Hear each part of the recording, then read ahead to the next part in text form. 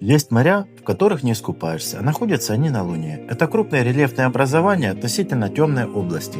Формировались они 3-4 миллиарда лет назад в результате бомбардировки астероидами поверхности Луны. Из недр поднялась лава и застыла, образовав моря. Именно моря образуют знакомый рисунок полной Луны. Как интересно их название: море ясности, море кризиса, море спокойствия, море изобилия, море нектара.